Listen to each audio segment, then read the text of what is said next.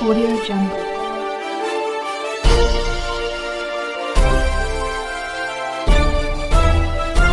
Audio Jungle. छोटी काशी के नाम से प्रसिद्ध अति प्राचीन भोगाम शमशा मिर्जापुर और उनसे अपनी मांग को पूरी करने को कहा तो इसका क्षेत्र में नए गया निर्णय में आप सबके मांग पत्र को अपने उच्चाधिकारियों तक पहुंचा दहो अनशन का नेतृत्व कर रहे हरिश्चंद्र केवट ने बताया कि हम अपनी मांग सारे अधिकारी लगा रहे हैं कि जिला पंचायत का काम है, जिला पंचायत इस पे देखेगी। आप यकीन नहीं मानिए तो इस बोर्ड पे जिस अधिकारियों का नाम अंकित है उनको फोन लगा के देखिए, कोई भी अधिकारी आपसे बात नहीं करेगा और पल्ला झाड़ लेगा, जबकि यहाँ जिला पंचायत के ही अधिकारियों का यहाँ पे नाम है। आपको एक बार की बता दें, पिछले महीने हम लोग मुख्यमंत्री के जन सुनवाई में गए थे शनिवार को। यहाँ मिर्जापुर में जो जन सुनवाई लगती है प्रथम शनिवार को महीने के, तो वहाँ पे एडीएम भी बैठे थे, एडीएम मिर्जापुर, एसडीएम भी बैठे थे। वहाँ उन्होंने सीधे सीधे जन सुनवाई में हमारा एप्लीकेशन लेने से मना कर दिया, कहा कि ये जिला पंचायत का मामला है और हम यहाँ जिला पंचायत का मामला नहीं देखते। तो मुझे नहीं लगता है कि मुख्यमंत्री को ये बात पता होगी कि इनके अधिकारी किस तरह से नागरिकों के साथ व्यवहार करते हैं और ये सीधा कह देते हैं कि हम नहीं लेंगे, जो करना हो करो। तो निश्चित तौर पे ये लोकतांत्रिक व्यवस्था में एक नई व्यवस्था बन रही है और इस नई व्यवस्था को उखाड़ फेंकने का काम जनता को करना चाहिए। अगर ये जनता इसके खिलाफ नहीं बोलेगी तो मुझे नहीं लगता कि आपको सांस लेने में भी टैक्स देना पड़ जाएगा। एक दिन ऐसा आएगा कि आपको सांस लेने के लिए भी सरकार को टैक्स देना पड़ेगा। तो आप अगर समझ पा रहे होंगे तो निश्चित तौर पे ये सारे अधिकारियों को यहाँ सूचना देके, और हमने भूख हड़ताल पे बैठने से पहले जिलाधिकारी को भी अल्टीमेटम दिया है। हम पूरी तरह से लोकतांत्रिक तरीके से यहाँ बैठे हैं और अभी 3 दिन बीत गया है, कोई भी हमारी सुरक्षा की व्यवस्था नहीं है, कोई भी प्रशासन से नहीं आया। हमारी स्थिति क्या है, हमारे बीच में जो भूख हड़ताल बैठे हैं उनके स्वास्थ्य की चिंता नहीं है। तो आप समझ सकते हैं कितनी निकम्मी और नकारी व्यवस्था है और कितने भयानक स्थिति में हम लोग इस देश में जी रहे हैं। तो निश्चित तौर पे हम चाहेंगे कि आपके माध्यम से हमारी आवाज़ देश तक जाए, देश के नागरिकों को हकीकत पता चले कि आप जिंदा तो सुरक्षित है नहीं, लेकिन मरने के बाद भी असुरक्षित है। 3 दिन से आप लोग बैठे हुए हैं? बिल्कुल, आज तीसरा दिन है हमारा, तीसरा दिन है और ये चलेगा। अभी तक कोई नहीं है? बिल्कुल कोई नहीं आया। एक बार पुलिस प्रशासन के लोग आए, वो भी ठेकेदार के लोगों ने ये कहा, झूठा आरोप लगाया पहले दिन कि हम लोग पर्ची नहीं कटने दे रहे हैं और हम लोग सौदागरी के जो अंदर बने हैं जलाने के स्थान में, वहां से जबरदस्ती सौ घाट पे जलवा रहे हैं। पुलिस प्रशासन के लोग आए, हम लोगों से बात किया, हम लोग कहा कि आप जनता से पूछ लीजिए, जो लोग आए उनसे पूछ ले। उन्होंने उनका वेरिफिकेशन किया, सबने रसीद कटाई थी, तो उसके बाद वो लोग अपना चले गए। तो मुझे लगता है कि भाई देखिए, बेपरवाही, उनको अपने नागरिकों की चिंता नहीं। अधिकारियों को पता नहीं क्या काम है, वो क्या काम कर रहे हैं मुझे नहीं पता है, लेकिन मुझे ये पता है कि उनको अपने नागरिकों की चिंता नहीं है। जो टैक्स पेयर है, जो जनता उनको सैलरी का पैसा देती है, उसकी खबर नहीं है। पता नहीं किसकी खबर ले रहे हैं, किसका काम कर रहे हैं, किसके यहाँ दरबार कर रहे हैं, ये तो बात की बात है। अभी इससे पहले जो 1000 रुपये का जो पर्ची छपवाया गया था, 500 रुपये कर दिया गया जी। तो 500 रुपया कब कर दिया गया?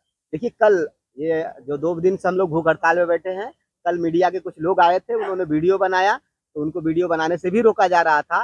तो उसके बाद वही उनके सामने ही मिटाया गया। हमारे पास वीडियो है, मीडिया के लोग वीडियो बना रहे थे, उनके सामने ही वो बोर्ड को हटाया गया। फिर उसके बाद ऊपर स्टिकर लगाया गया है, कोई परमानेंट नहीं लिखा गया, स्टिकर लगाया गया है। और स्टिकर कभी भी हट सकता है, क्योंकि यहाँ पे भदोही जौनपुर से लोग आते हैं, गरीब भी आते हैं, अमीर भी आते हैं, हर तरह के लोग आते हैं। अब भाई कोई रात बिरात आया और उसके साथ कोई जोर जबरदस्ती भी कर सकते हैं। आप भाई यहाँ के स्थानीय हैं, यहाँ के लोग हैं और ठेकेदार बाहुबली प्रवृत्ति के हैं, तो भी लोगों के ऊपर दबाव डाल के पैसा वसूल सकते हैं, हो सकता है। ये बताइए, जो ठेकेदार हैं क्या नाम है उनका?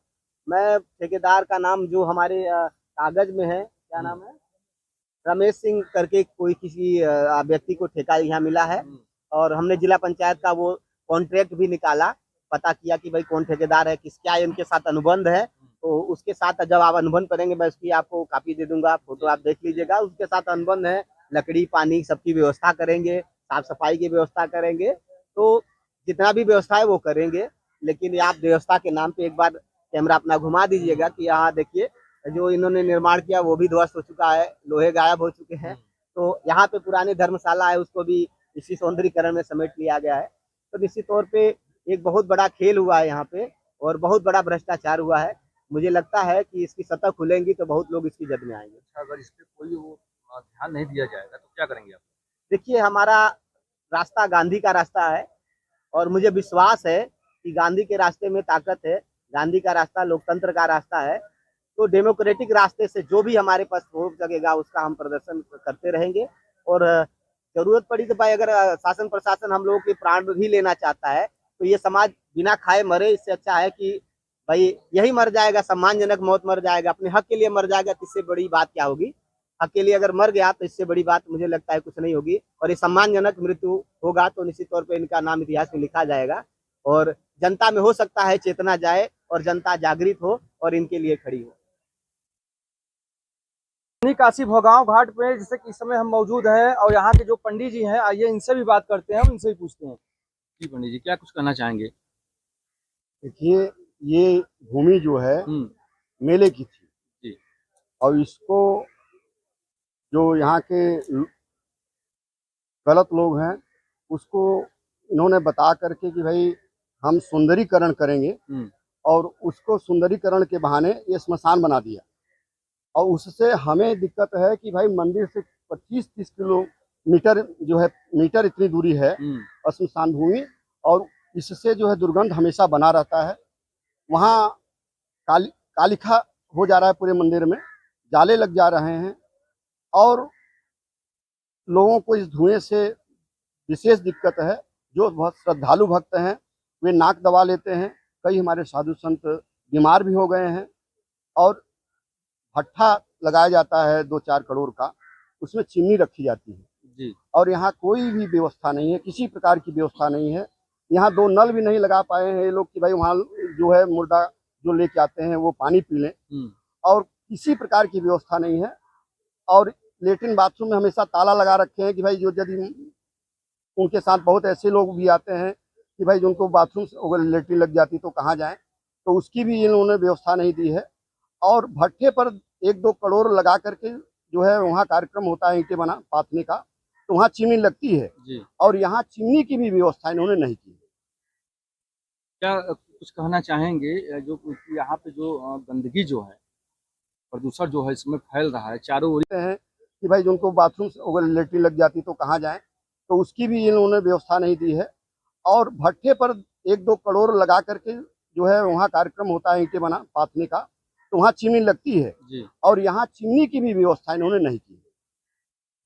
क्या कुछ कहना चाहेंगे जो यहाँ पे जो गंदगी जो है, प्रदूषण जो है इसमें फैल रहा है चारों ओर ही फैल रहा है, यहाँ पे इतने लोग आते हैं अपना क्रियाक्रम करने के लिए। भाई काशी में, प्रयाग में, नोएडा में विशेष जहाँ ऐसी व्यवस्था है वहाँ चिमनी बनाई जाती है। और वहाँ भाई जो ग्रामीण लोग हैं या जो वहाँ पड़ोसी हैं, जो समीप के लोग हैं, उनको बिल्कुल दिक्कत नहीं होती। तो भाई यहाँ निश्चित तुरंत ही चिमनी लगनी चाहिए। चिमनी लगनी चाहिए। और यहाँ के कुछ लोग जो हड़ताल पे बैठे हुए हैं, इन लोगों का कहना है इसको बंद कर दिया जाए। देखिए, इनकी बात सुनी जाए और इनकी बात सुन करके उचित निर्णय दे करके इनका हक न मारा जाए। जी पंडित जी, क्या कुछ कहना चाहेंगे? इसलिए यहाँ घाट से दूर हो जाने से लगभग अभी तो बाढ़ की स्थिति है, महीने 15 दिन में गंगा जी करीब आधा किलोमीटर दूर हो जाएंगी। तो जो हमारे सनातन धर्म की परंपरा है जी, उसमें अस्थि विसर्जन की हम लोग आज से नहीं, हमारे पूर्वज गंगा जी के तट पर सौदाह करना और अस्थि को उसी समय विसर्जित करना, इतना दूर हो जाएगा तो अस्थि विसर्जन करने में अनेक प्रकार की समस्याएं आएंगी। यह सरकार को ऐसा नहीं करना चाहिए था। और भाजपा सरकार जो अपने को हिंदुत्ववादी कहती है, सनातन धर्म की रक्षक कहती है और गाय की, गंगा की बात करती है, वही भाजपा सरकार में इस तरीके से जो कार्य किया जा रहा है यह बहुत पीड़ा का विषय है। और सरकारों में ऐसा होता तो पीड़ा न होता, लेकिन भाजपा सरकार जो इन धरोहरों को बचाने के लिए संघर्ष करती है, उसी सरकार में इस तरीके का कार्य किया जा रहा है। आज गंगा जी जब घट जाएंगी, दूर हो जाएगा, तो उतना करार पर नीचे जा करके 100 को फिर लाकर यहाँ सौदाह करना, फिर उसके अस्थि को कैसे गंगा जल लाकर धोना, फिर उसके अस्थि को विसर्जन करना, ये तो बहुत ही कठिन कार्य हो जाएगा। यहाँ पे किस प्रकार का व्यवस्था होनी चाहिए? देखिए, जो सनातनी परंपरा चली आ रही है पहले से, गंगा जी के तट पर ही सौदाह का, वही परंपरा होना चाहिए और ये परंपरा को बंद करना चाहिए। हमारी सरकार से मांग है कि पूर्व की भांति जैसे सनातन धर्म के लोग सौदा करते आए हैं उसी तरीके से होना चाहिए, हमारी सरकार से विशेष मांग है। जो लोगों से 1000 रुपये लिया जाता था, इसके बारे में क्या कहना है? देखिए, पैसा जो लिया जा रहा है, जी। जिनके पास है वो दे देगा, जिनके पास नहीं है वो तो बहुत दिक्कत में आ जाएगा, जी। कैसे सौदा करेगा।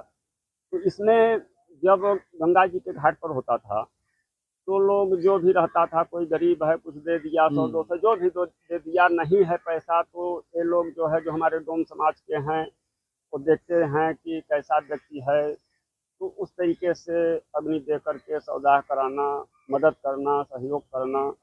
तो 1000 रुपये अनुचित है। गरीब इसमें पिसे जाएंगे, जो कमजोर वर्ग हैं, जो गरीब हैं, उनके लिए समस्या आएगी। जिनके पास धन है तो वो तो दे सकते हैं। बाबा से क्या कुछ कहना चाहेंगे? हम योगी आदित्यनाथ जी से यही कहना चाहेंगे कि आप एक संत हैं और सनातन धर्म के रक्षक हैं, उसको मानने वाले हैं। जैसे अन्य धर्मों में कोई भी सरकार सौदा आदि में हस्तक्षेप नहीं करता है, जैसे मुस्लिम का धर्म है या ईसाई का, उनका जो परंपरा है, जो नियम है, उस तरीके से वो लोग अपना करते हैं, फॉलो करते हैं।